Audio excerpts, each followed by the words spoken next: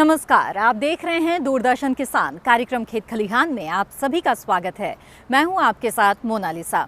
जैसा कि आप सभी जानते हैं, इस कार्यक्रम में हम आपके लिए खेती किसानी से जुड़ी हुई अहम जानकारियां लेकर आते हैं और इसी कड़ी में आज हम बात करेंगे गेहूं फसल की देखभाल की और साथ ही बात होगी बगीचों में जैवनाशी व कीट प्रबंधन की। तो आइए शुरू करते हैं आज का ये कार्यक्रम। किसान भाइयों बहनों, जैसा कि आप सभी जानते हैं, गेहूं हमारे देश की एक मुख्य फसल है और अच्छी पैदावार हासिल करने के लिए ज़रूरी है फसलों की अच्छी तरह से देखभाल करना। अगर खेतों में खरपतवार है तो इस खरपतवार का नियंत्रण आप कैसे कर सकते हैं, साथ ही अच्छी बढ़वार हासिल करने के लिए किस तरह से पोषक तत्व प्रबंधन करें, यानी कि कैसे खाद उर्वरकों का प्रयोग करें, इस बारे में ज़्यादा जानकारी के लिए आइए देखते हैं क्या है विशेषज्ञों की सलाह। किसान भाइयों और बहनों, गेहूं रबी मौसम की सबसे प्रमुख खाद्यान्न फसल है। कई बार किसान भाई इसको समय पर लगा लेते हैं, कई बार ये देर से लगाई जाती है। देर से खास करके तब लगाई जाती है जब हमारी जो खरीफ की फसल है उसकी कटाई देर से हो। जैसे मान लीजिए बासमती धान है जो देर से पकता है, या कपास, आप कपास की कटाई करते हैं, आलू की खुदाई करते हैं, अरहर की कटाई करते हैं, या कई बार किसान भाई गन्ना देर से काटते हैं। उस दशा में गेहूं की फसल की बुआई जो है वो देरी से होती है। किसान भाइयों, इस समय पर जो समय की बोई हुई फसल है वो लगभग 2 से ढाई महीने की हो गई होगी, और जो पछेती बोई हुई फसल है वो 1 से 1.5 महीने की आपकी हो गई होगी। पछेती फसल से भी आप अच्छी आमदनी, अच्छी पैदावार ले सकते हैं अगर आप उसका वैज्ञानिक विधि से उसकी जो है देखभाल करें। जहाँ तक समय से लगाई हुई फसल है उसमें इस समय पर सिंचाई प्रबंधन बहुत ज़रूरी है। इसके लिए आप पहली सिंचाई बुआई के 20 से 25 दिन बाद लगा चुके होंगे। दूसरी सिंचाई इसमें कल्ला बनते समय लगाई जाती है जो कि बुआई के 40 से 45 दिन बाद आती है। तीसरी सिंचाई इसमें गांठें बनते समय 60 से 65 दिन बाद, और जो चौथी सिंचाई है वो फूल अवस्था पर। किसान भाइयों, जब बालियां गेहूं में निकल जाती है तभी उसमें फूल बनते हैं। वो अवस्था 80 से 85 दिन बाद आती है। इसके बाद दाने में दूध बनता है, वो 105 से 110 दिन के आसपास आती है। उस समय पर सिंचाई करें, और आखिरी सिंचाई 120-125 दिन के आसपास गेहूं की फसल में की जाए जब उसमें दाना पड़ रहा हो। कुल मिला के 4-5 सिंचाइयों की ज़रूरत गेहूं की फसल को होती है, और ये ज़रूरत आप मौसम को ध्यान में रखकर भी इसका पालन करें। खास करके जैसे संभावना हो कि बरसात आने वाली है तो आप सिंचाई जो है 1-2 दिन टाल दें और बरसात के हिसाब से सिंचाई करें। एक बार में अधिक गहरी सिंचाई ना करें किसान भाइयों। कई बार जो भारी मिट्टी होती है और उसमें अगर ज़रूरत से ज़्यादा पानी आप भर देते हैं तो उसमें गेहूं की फसल को नुकसान होता है। ऐसी दशा में आप गेहूं में हल्की सिंचाई करें, 4-5 सेंटीमीटर गहरी सिंचाई करें। साथ ही साथ उर्वरक प्रबंधन भी यहाँ पर आपको करना होता है। जो नाइट्रोजन धारी उर्वरक है, यूरिया है, उसका प्रयोग आप पहली और दूसरी सिंचाई के बाद करते हैं। जो समय से बोया हुआ गेहूँ है, जो पछेती गेहूँ है, उसमें नाइट्रोजन की जो आवश्यक मात्रा है उसको 2 बार देना होता है। पहला आपने आधी नाइट्रोजन की मात्रा बुआई के समय दे दी होगी, और जो पछेती गेहूँ में आप पहली सिंचाई करेंगे जो कि बुआई के 20-25 दिन बाद आप करते हैं, उसमें जो यूरिया की मात्रा है वो आधी जो शेष मात्रा है वो पहली सिंचाई के बाद अपने खेत में डाल दें। किसान भाइयों, गेहूं चाहे आपका समय से बोया हो या पछेती गेहूं हो, उसमें जस्ते की कमी की संभावना बनी रहती है। कई बार ऐसा होता है कि धान की फसल में किसान भाई जस्ते का प्रयोग नहीं कर पाते और कई साल तक उसमें जस्ते का प्रयोग मिट्टी में नहीं किया गया है, तो जस्ते की कमी गेहूं में आ सकती है। इसकी जो लक्षण है वो ये है कि जो बीज की पत्ती गेहूं की होती हैं वो हल्के भूरे रंग के, उस पर परिगलित धब्बे बन जाते हैं। ये भूरे रंग के धब्बे धीरे धीरे बड़े होकर पूरी पत्ती को ढक लेते हैं और सारी पत्ती आपकी झुलस सकती है। ऐसी दशा में आपको जिंक सल्फेट का छिड़काव करना है। कम से कम 2 से 3 बार जिंक सल्फेट का छिड़काव करना है। किसान भाइयों, जिंक की कमी दूर करने के लिए आप जिंक सल्फेट की 2 किलोग्राम मात्रा लें, और जो चूना है बुझा हुआ उसकी आप 1 किलोग्राम मात्रा लें। दोनों का लगभग 400 लीटर घोल आप बना लें और प्रति हेक्टेयर के हिसाब से आप उसका छिड़काव करें।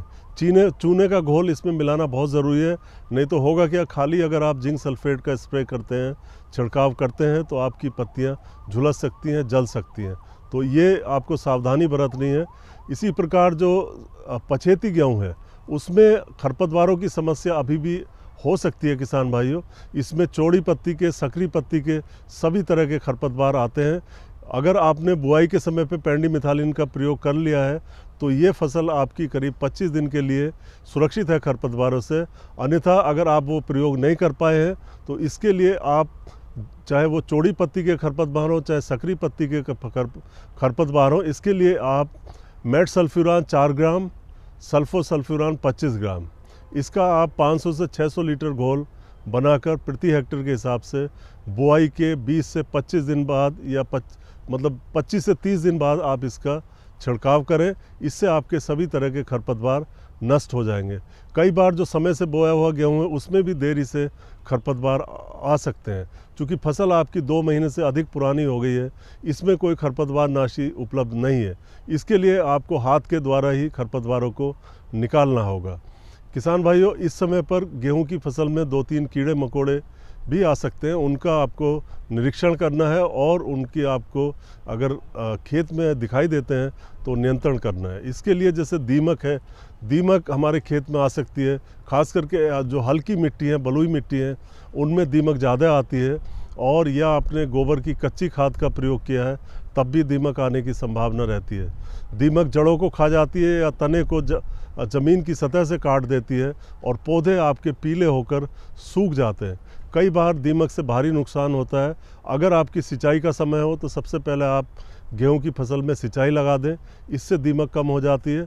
और दूसरा, जो क्लोरपायरीफास नाम की एक दवाई है, उसकी 3 लीटर मात्रा और लगभग 500 से 600 लीटर पानी में घोल बनाकर आप छिड़क दें। किसान भाइयों, आजकल गेहूं की फसल में एक गुलाबी तना छेदक कीड़ा भी कहीं कहीं पर देखने में आ रहा है।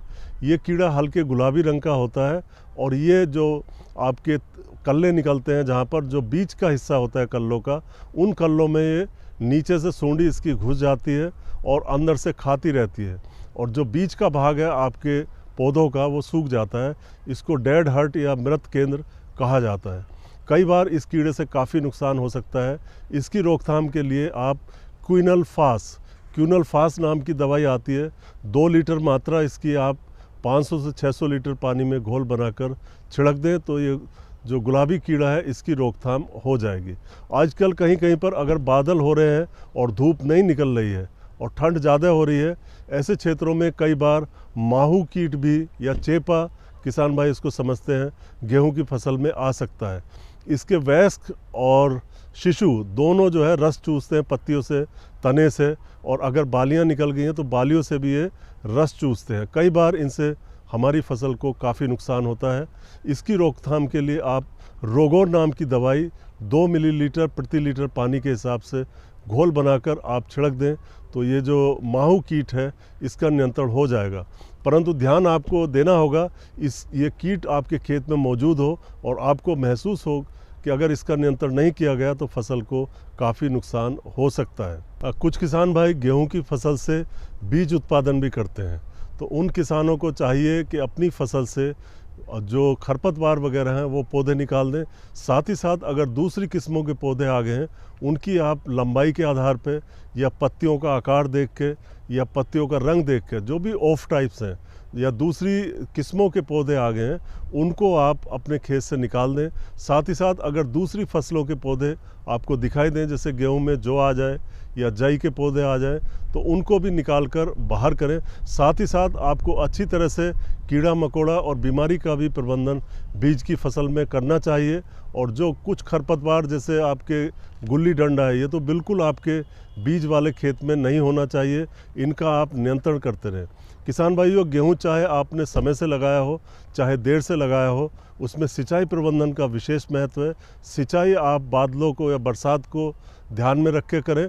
बहुत ज़्यादा गहरी सिंचाई आप इसमें ना करें, नहीं तो पौधे आपके पीले हो सकते हैं। इसी प्रकार नाइट्रोजन का प्रयोग पहली या दूसरी सिंचाई के बाद आप करें, जैसा कि आपको बताया गया है। पछेती गेहूं में नाइट्रोजन का प्रयोग पहली सिंचाई के बाद करना है।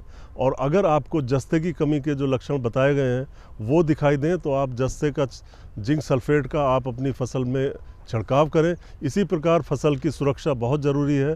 फसल की सुरक्षा में खास करके दीमक और गुलाबी कीड़ा या माहू वगैरह अगर आपको दिखाई देते हैं तो उनका नियंत्रण करें। अगर इन सब बातों का ध्यान रखेंगे तो आप गेहूं की भरपूर उपज ले सकेंगे। तो आपने विस्तार से जाना गेहूं फसल की देखभाल कैसे करें।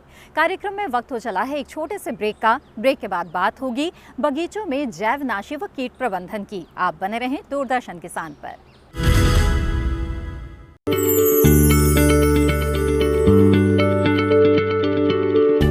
क्या आप किसी बीमारी से परेशान हैं?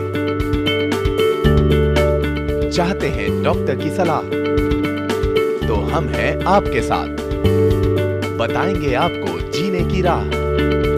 समस्याएं आपकी, समाधान देश के मशहूर विशेषज्ञों के। घर बैठे बात करें देश के जाने माने डॉक्टरों से। हमारे लाइव प्रोग्राम स्वस्थ किसान में हर शनिवार शाम 6 बजे से 7 बजे तक। क्या सोचते हैं वो जिन्हें चुना आपने? जो आपके हित में है उसे जाना आपने? पूछेंगे हर वो सवाल जो रखता है आपसे सरोकार। बताएंगे आपको आखिर क्या है आपके अधिकार। हर सवाल, हर उलझन को सुलझाएंगे हम विशेषज्ञों के संग। दूरदर्शन किसान के खास कार्यक्रम विचार विमर्श, शुक्रवार रात 10 बजे। ब्रेक के बाद आप सभी का फिर से स्वागत है। आप देख रहे हैं कार्यक्रम खेत खलिहान। आइए अब देखते हैं बगीचों में जैवनाशी व कीट प्रबंधन के बारे में।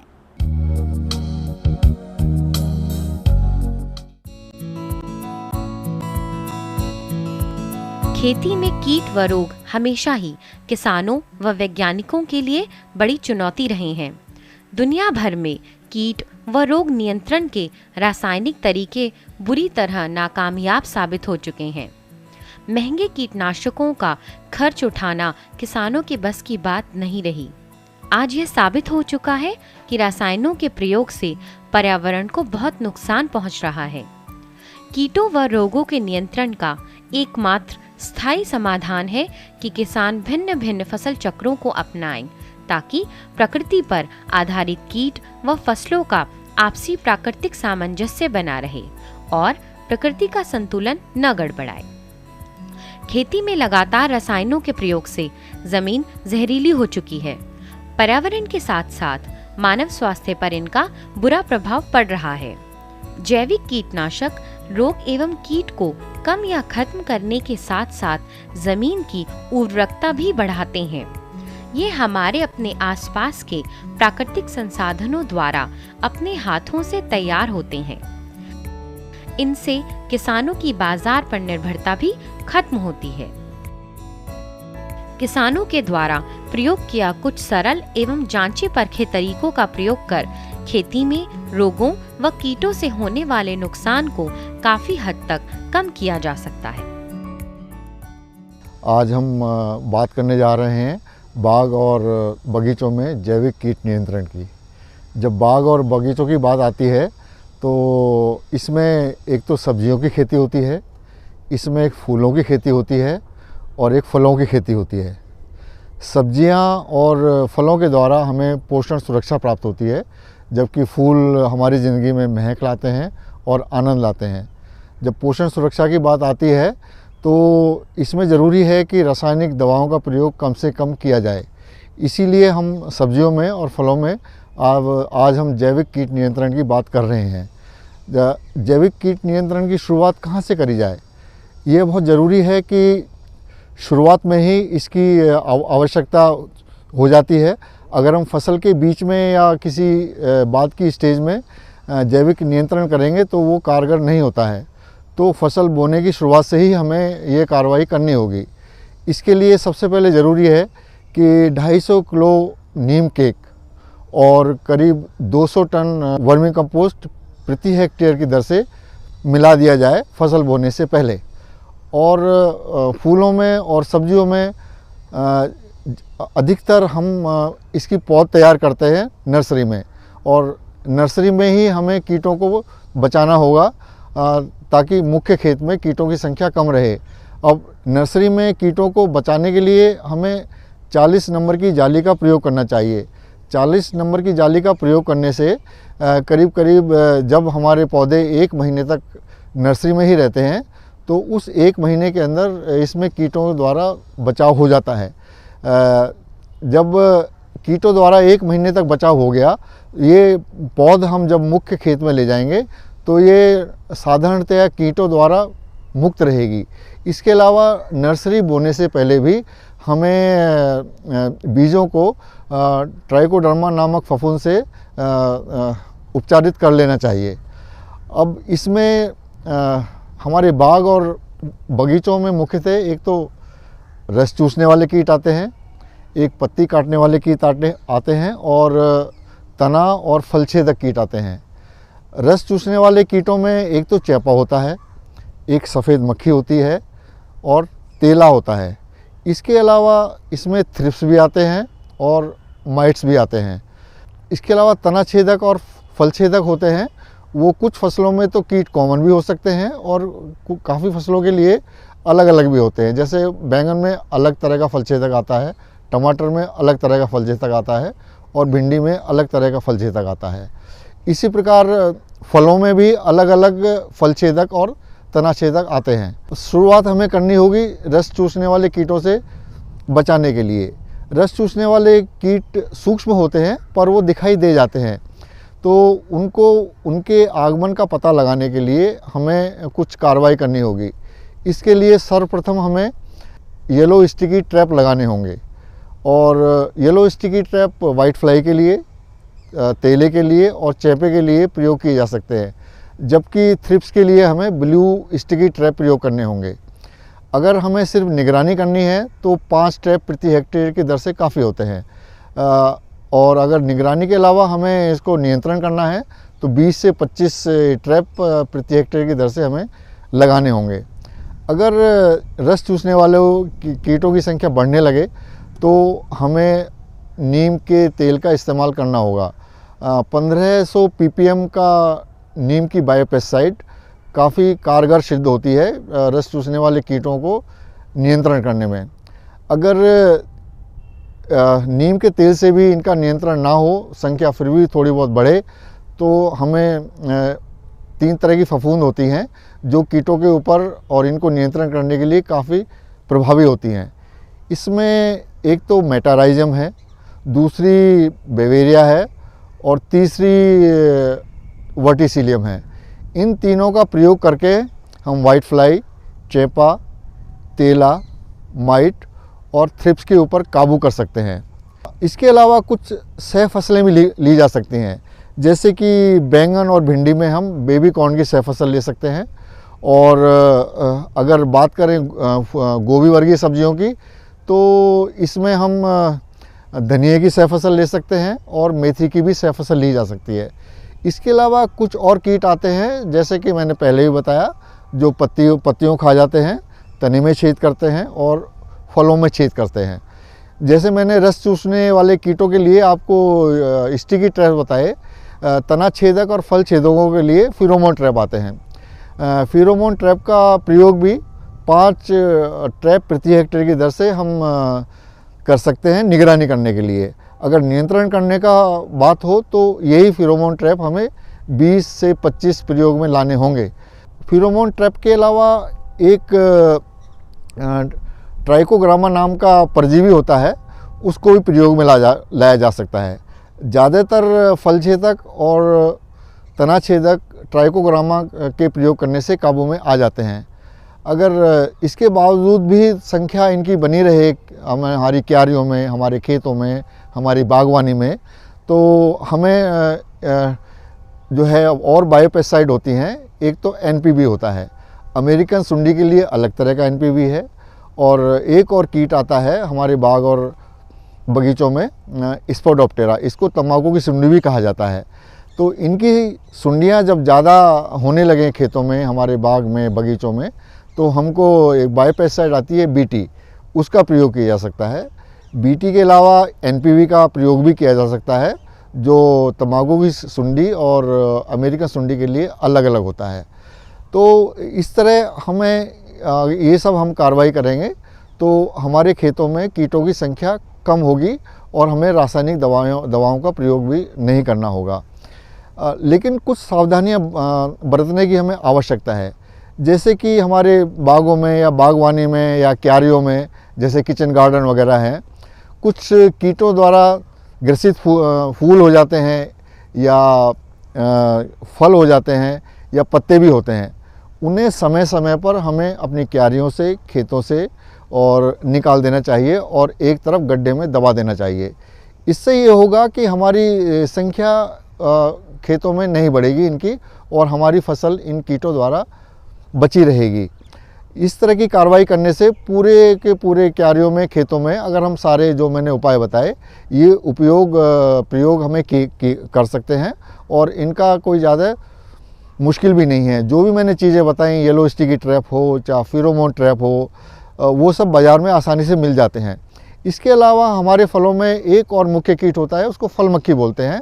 साधारणतः इसको फ्रूट फ्लाई के नाम से जाना जाता है। इस फ्रूट फ्लाई का नियंत्रण बिना रासायनिक दवाओं के भी किया जा सकता है।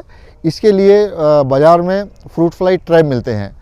उन ट्रैप का प्रयोग करने से हमें फ्रूट फ्लाई के नियंत्रण में काबू मिलता है। ये जो फ्रूट फ्लाई होती है, ये फूल आने की अवस्था से ठीक पहले ही, जब कलियां बनती हैं उस टाइम ही अपने अंडे दे देती है।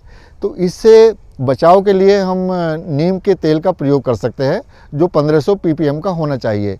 इसकी मात्रा 2 से 3 मिलीलीटर प्रति लीटर ऑफ वाटर हो सकती है।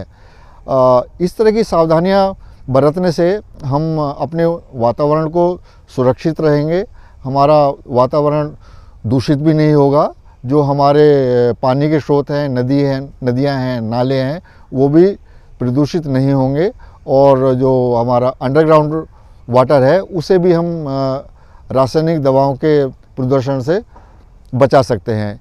ये सब उपाय करने से जैविक नियंत्रण बाग और बगीचों में किया जा सकता है, जिसमें छोटी मोटी सब्जियां भी हम अपने उसमें ले सकते हैं। गोभी वर्गीय सब्जियां हैं, भिंडी है, बैंगन है और मिर्च है, टमाटर है और बागों की फसलों में अमरूद हम किचन गार्डन में लगा सकते हैं, केला लगा सकते हैं। इसके अलावा अंगूर की बेल भी लगाई जा सकती हैं और ये सब करने से हम पोषण सुरक्षा अपने और अपने परिवार के लिए और हमारे समाज के लिए बिना रासायनिक दवाओं के या उनके कम से कम प्रयोग के द्वारा प्रयोग में ला सकते हैं। तो अभी आपने जाना बगीचों में जैवनाशी व कीट प्रबंधन के बारे में। कार्यक्रम की शुरुआत में हमने आपको दिखाया गेहूं फसल की देखभाल कैसे करें। हमें उम्मीद है कि ये जानकारियां आपके लिए लाभदायक साबित होंगी। इसी के साथ कार्यक्रम खेत खलिहान की आज की कड़ी में बस इतना ही। अगली कड़ी में फिर होगी आपसे मुलाकात। तब तक के लिए दीजिए इजाजत। नमस्कार।